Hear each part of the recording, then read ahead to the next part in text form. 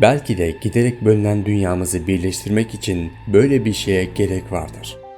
Pentagon, daha doğrusu Amerikan Donanması Sözcüsü Joe Gradisher, gizliliği kaldırılmış 3 askeri videodaki hareket eden bu cisimleri tanımlanamayan hava fenomenleri olarak nitelendirdi. Yani bir şekilde dünya dışı bir varlık kabul edilmiş olundu.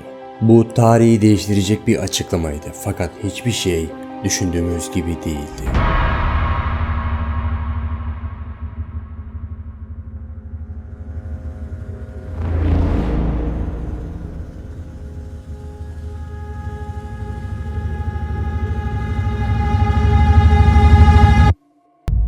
Herkesin bildiği anlamıyla UFO, açıklanamayan, tanımlanamayan cisim anlamına gelmekte. Fakat bu bazılarının aklına geldiği gibi tanımlanamayansa uzaylı değildir. Belki casus bir drone'dur ya da bir hava balonu gibi benzetmelere yorulmasın. Bu tanımlanamayan bir cisim, evet, fakat dünyamızdaki mevcut teknolojimizle tanımlayamadığımız, bize ait olmadığını düşündüğümüz bir cisim. Çünkü böyle düşünmemizin bir sebebi var. Tanımlayamadığımız bu şey bir anda yüksek hızlara çıkabiliyor, ışınlanarak gözden kaybolabiliyor ve bazen havada uzun süre sabit bir şekilde durabiliyor.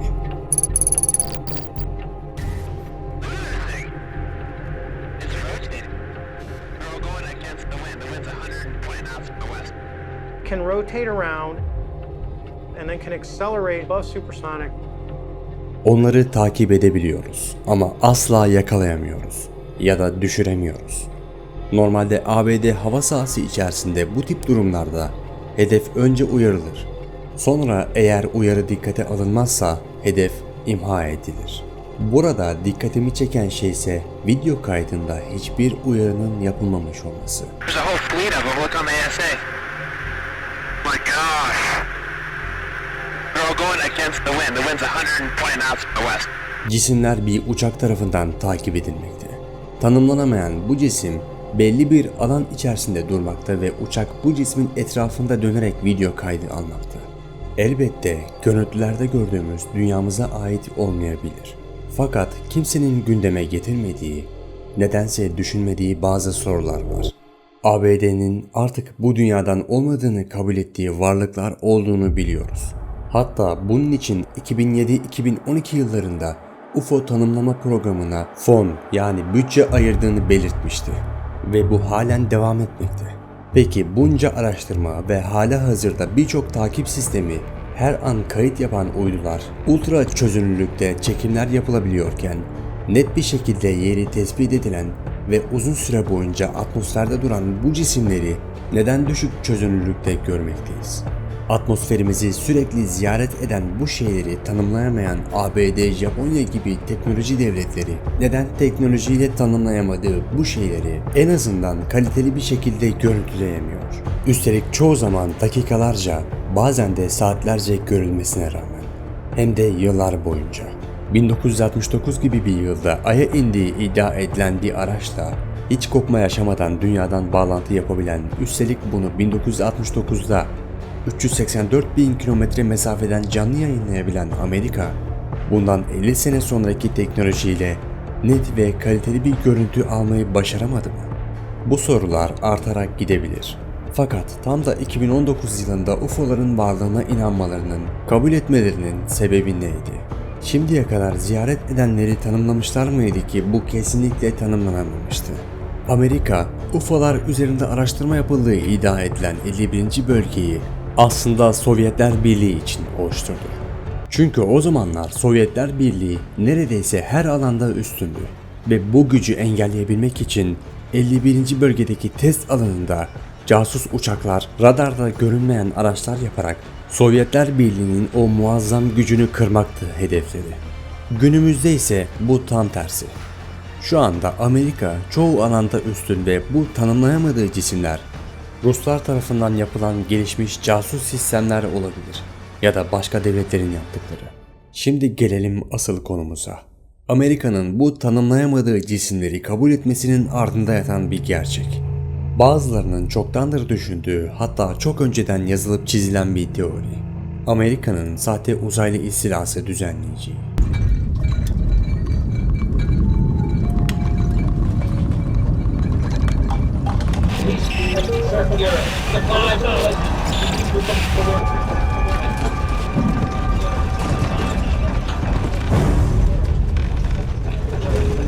Hemen öyle şey olur mu demeyin. Bunun mantıklı bazı nedenleri var. Bazı şeyleri doğru bilen kartlarda yazılmış olması değil bunu düşündüren şey. Buna da geleceğiz ama asıl önemli olan Amerika'nın bunu zaten dolaylı yollardan birçok kere belirtmiş olması. Stephen Hawking, astrophysicist, warned us about the possibility of aliens from outer space. Yapılan filmlere bir bakın. Neredeyse UFO konulu filmlerin tümünde uzaylılar dünyaya saldırmakta. Asla dostane bir ilişki ya da bir temas yok.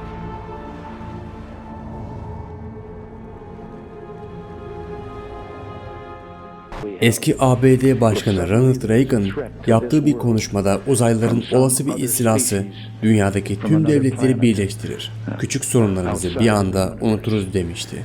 Ardından diğer bir ABD Başkanı benzer konuşmalarda bulunup ilk kez yeni dünya düzeninden bahsetmiş. Gelecek kuşaklar için bu düzeni kurmalıyız demişti. A new world order can emerge, a new era.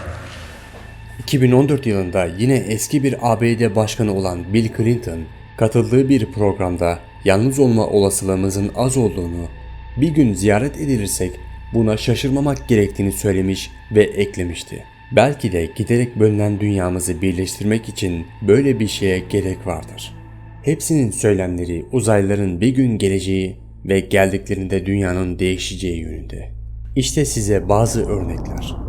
1975'teki bir kitaptan esinlenen ve 1994'te yayınlanan, günümüzdeki bazı olayları her nasılsa önceden tahmin edebilmiş bu Illuminati Yeni Dünya Düzeni isimli oyun kartlarından birinde New York'un simgesi olan Empire State binasının uzaylılar tarafından saldırıya uğradığı görülmekte.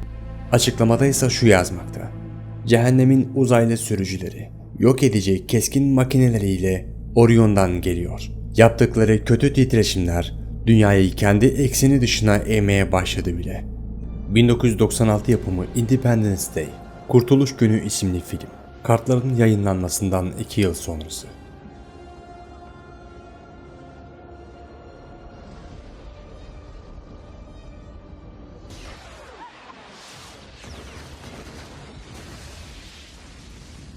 Tüm şehirde özellikle sadece bu binanın hedef alındığını görebilirsiniz. Ve devamında bina saldırıya uğruyor. Tıpkı az önce incelediğimiz kartta olduğu gibi. Hatta şuna bakın. İkiz kuleler yıkılmadan çok önce bunun olacağını bilip üstelik nereden vurulacağını birebir gösteren bu kartın açıklama kısmında yazanlar oldukça korkutucu. Kontrol ettiğiniz herhangi bir şiddet grubuna güç veya direnç uygulamak için bu kartı istediğiniz zaman oyuna sürün. ABD'nin kontrol ettiği Irak'ı bu saldırı sonrası tamamen ele geçirmesi zaten her şeyi açıklıyor. Bunlara inanmayanlar olabilir fakat tüm bunlar tarihte yaşandı. İnansanız da inanmasanız da. Empire State binası ikiz kulelerden sonra New York'un en eski ve en uzun binalarından biridir. Ve ona yapılacak bir saldırı ki umarım olmaz, tüm dünyayı etkileyecektir. Peki ABD'nin sahte uzaylı istilası yapması ne işine yarar diyenler? Böyle bir durum sonrası tıpkı ABD başkanlarının dediği gibi dünya başlangıçta kenetlenecektir. Hep birlik olacaktır bu düşman için. Elbette bu saldırıyı Amerika def eder. Tıpkı birçok filmde dünyayı kurtardığı gibi.